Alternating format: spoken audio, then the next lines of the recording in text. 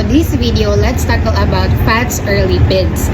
Unsa jud ni sila nga scientific nga paagi ug unsay mga klase ug unsay role ani nila sa atong lawas. Unsa jud ang fats? Ang fats kay organic compounds nga gibuhat sa carbon, hydrogen ug oxygen. Ang pinaka-common nga form ani kay triglycerides, which means one glycerol, one molecule og plus 3 fatty acids nga nagbond. Nganong dako ni siya og role? Una, energy source ang fats kay nag-provide og 34% sa atong total body energy.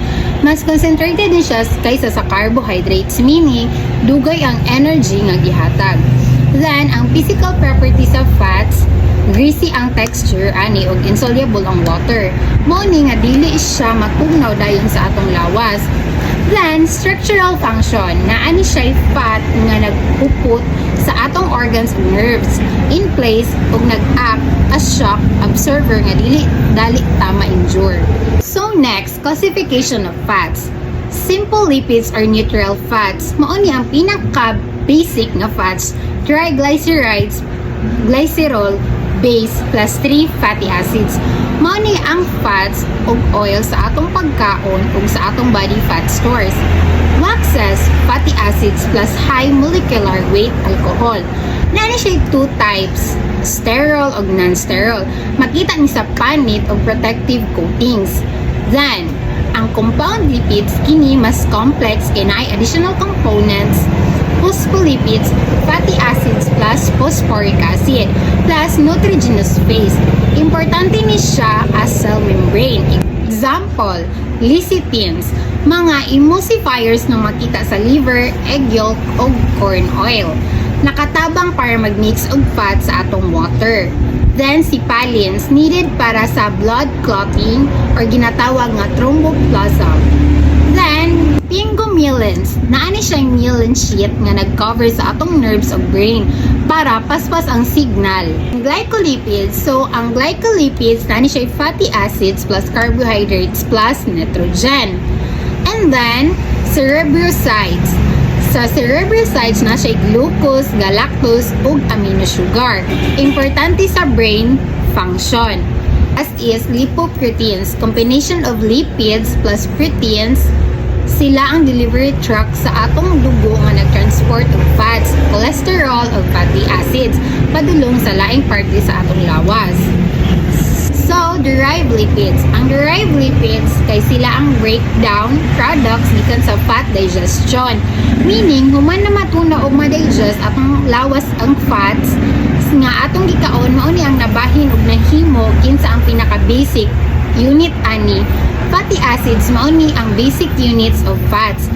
Para mag-digest na ang triglycerides, mabuak siya into glycerol plus fatty acids. Mao ni ang gamiton sa atong lawas either as energy or building blocks para ubang body functions. Ngano importante ang fatty acids? Kay sila ang pinakagamay nga forma sa fats. Dire magsugod ang tanan gikan sa energy production, pagbuhat og cell membrane sa hangtod paghimo og hormones. Sa simple pagkasulti, kung ang simple og compound lipids kay ang whole package. Sa fats, ang derived lipids kay ang parts na siya nga process sa atong lawas. So next type of fatty acids, diri na to makita ang good fat or bad fat. Saturated fats characteristics. Wala na hydrogen nga ma-add nga kay puno ng bonds, usually solid sa room temperature. Example, palmitic acid, stearic acid. Ang sources ani nila is animal fats, which is beef, mutton, dairy products, o egg yolk. Ang unsaturated fats na ani siya double bonds, mauna usually liquid. Ang monounsaturated is naalang siya one double bond. Example, oleic acid o olive oil o peanut oil. Good for heart. So, ang kaning fully unsaturated is na siya 2 or more double bonds. Example, linoleic acid sa most vegetable oils, kini appeals ang omega-3 to omega-6. Then, other important components which is ang glycerol. Ang glycerol is na siya water-soluble nga nag-cover of 10% sa fat molecule.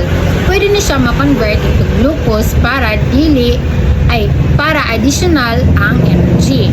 Then, steroids. Ang steroids is appeal diri ang cholesterol. Found in all body tissues reproduced sa liver. Ang sources ani niya is egg yolk, organ meats, o dairy.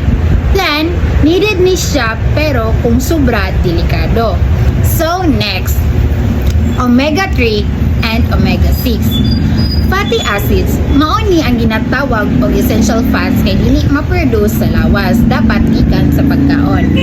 So, omega-6 is linoleic acid sources. Corn, safflower, soybean, cotton seed oil, o poultry fat. Ang role ani is inflammation of growth. Then, ang omega-3 is linoleic acid sources, flaxseed, canola, walnuts, o fatty fish like salmon, mackerel, sardines, and shellfish. Nada importante kaayo ang omega-3 kay gi-convert ni siya sa lawas to EPA o DHA. Ang benefits ani is ni suporta siya sa brain growth, nakigbatok sa heart disease, nagpaubos og hypertension, nakatatabang siya sa arthritis o napod siya potential nga mag-fight og cancer. Ang ideal kay balance ang omega-3 ug omega-6. Kung sobra ang omega-6 mag-cause ni og inflammation. So let's proceed in the food sources of fats. Naatay duha ka klase nga fats, visible o invisible fats. Ang visible fats kay makita jud nato like lard, butter, margarine, salad, ug meat fat. Ang invisible fats kay makita ra sulod sa food like milk, cheese, egg, nuts, and meat. Pag-abot sa klase sa fats, sa high in saturated fats like whole milk, fatty meats, coconut oil, butter, chocolates. Kani sila kung sobra makadelikado po sa heart. Then in high polyunsaturated fats like corn, soybean, sunflower oil, fatty fish like salmon o tuna, in soft margarine, kani ang mas healthy na option. So next, 7 key function of fats. Ngano di ay importante gihapon ang fats sa atong lawas? Kay naga energy reserve ang stored fat kay steady fuel sa atong lawas. Protein sparing, gisave niya ang protein sa atong body building, dili gamiton sa energy. Insulation, ang insulation is nag-maintain siya sa body temperature nato. Protection, ang protection is cushion sa kidney ug other organs para dili maigo. Vitamin absorption, nakatabang ma-absorb ang vitamins A, D, E, K. IT, nagpabusog og dugay para dili dayon mabutman. Flavor, nagpalami sa atong pagkaon. So yes, needed nato ang fats, pero ang klase ug ang amount ang importante. Next, cholesterol guidelines. Daily limits high heart disease risk, less than 200 mg a day. Average niya less than 300 mg a day.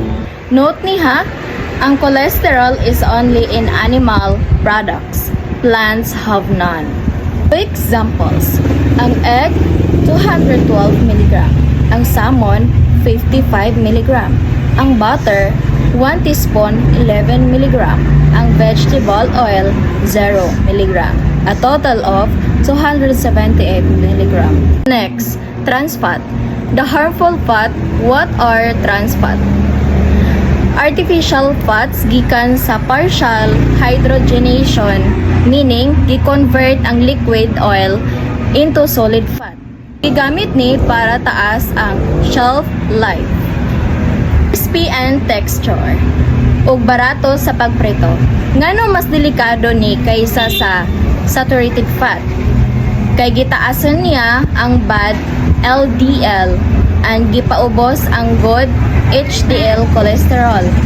Ang resulta ani, mas taas ang risk sa heart disease o stroke. Common sources ani kay crackers, donuts, fries, cookies, shortening, og hard margarine. Una, kung mahimo, iwasan nato ni. Health effects and smart choices rest on benefits. So, no to saturated og trans fats, kini sila ang mga fats nga kung sobra atong kaon mas mudako ang rest nato og heart disease. Ang saturated fats kasagaran naa sa manok nga panit, fatty meats, butter og coconut oil og trans fats kay artificial og mas delikado pa. Yes to olive oil nga rich in monounsaturated fats nakatabang ni para maubos ang rest sa heart disease. Maunang ang Mediterranean diet sikat kaayo kay nagagamit sila og daghang olive oil.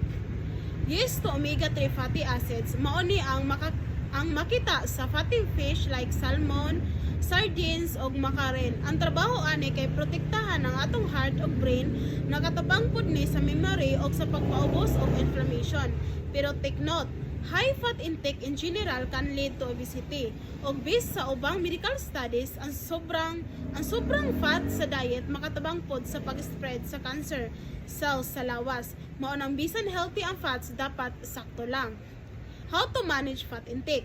Unsaon nato pagkaon og fats nga dili makadaot sa atong lawas? Number 1, moderation not deprivation. Dili nato kinahanglan iban tanan mga fats. Ang importante kay punggan, dili bawalan, kaon gihapon pero sakto lang sa kadaghan. Enjoy in small portion para malikayan ang sobra nga calories og fats. Number 3, swap trans fats for olive or canola oil kung magluto ka. Iilis ang mantika og trans fats to olive oil or canola oil. Mas healthy ni siya kay naa ni siya good fats nga makatabang sa atong heart.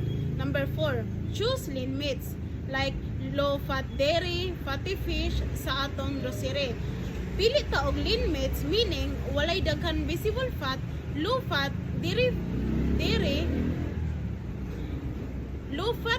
pod like skim, milk og yogurt. Og ayaw kalimot sa fatty fish like salmon, sardines og bangos kay puno ni siya og omega-3 nga maayo para sa utok og kasing-kasing. Number 5, eat more plants.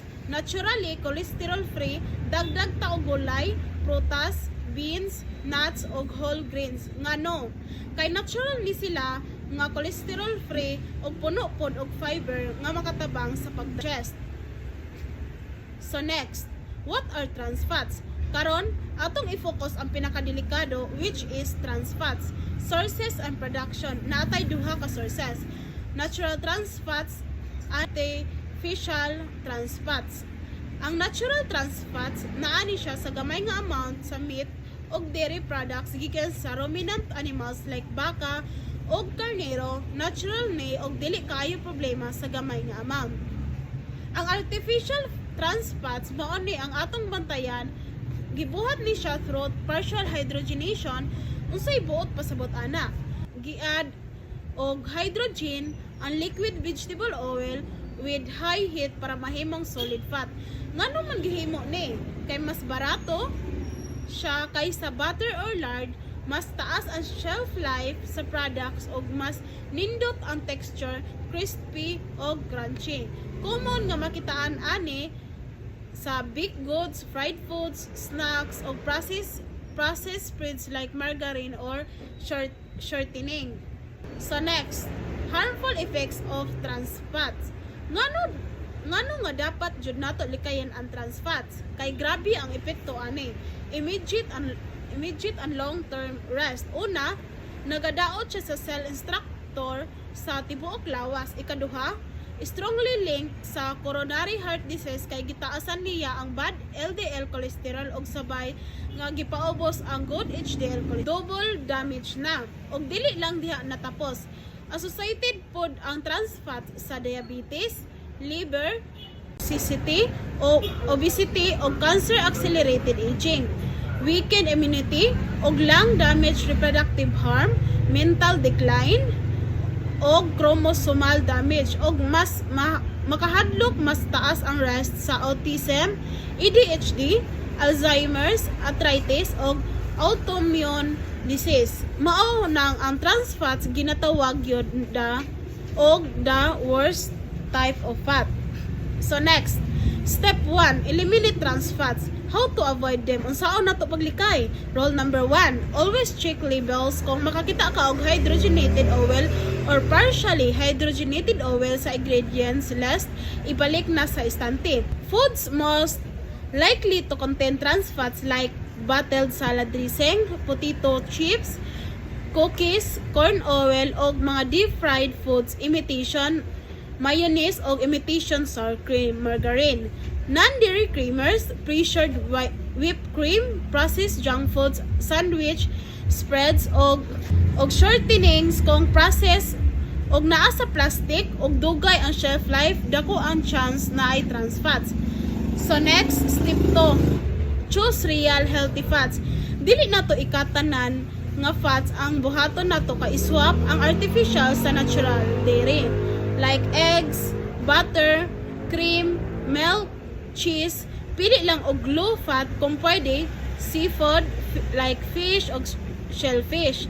Ilabi na ang mga rich in omega-3 plant sources, fruits, whole grains, legumes, nuts, seeds, vegetable og sea algae, healthy oils like nut oils, seed oils og fish oils nga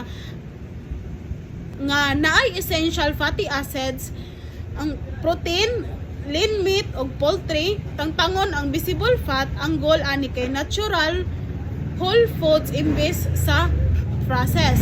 So next, step 3, cleanse and support your body. Kung nakakaon na ta og daghang processed foods before, pwede na to i-reset ang lawas. Start fresh. I-reduce ang toxic build-up para magamit og tarong ang lawas sa healthy nutrients. Liver support. Ang milk testile o ubang liver cleanses makatabang maundo ang damage gikan sa trans fats o dietary toxins kay ang liver man good ang nagfilter sa tanan ngano mag-cleanse. Kay ang liver man good ang nagfilter sa tanan ngano mag-cleanse. Kay nalibutan ta og 1,000 nga chemical sa pagkaon og sa environment. Ang detoxification nakatabang sa atong organs para ma-function og tarong. Then ongoing care. Colon cleansing, supplements og balanced nutrition para mabaskog og mapadayon atong system nga healthy. So next, to avoid artificial trans fats, processed foods og hydrogenated oils, to choose natural whole foods with healthy saturated, monounsaturated, og omega-3 and 6 polyunsaturated fats. To balance, enjoy your favorite foods in moderation uban sa fruits, veggies, og whole grains. Protect, ilimit ang trans fats para maubos ang distress og masuportahan ang long-term well-being. That's the end of our report. Thank you.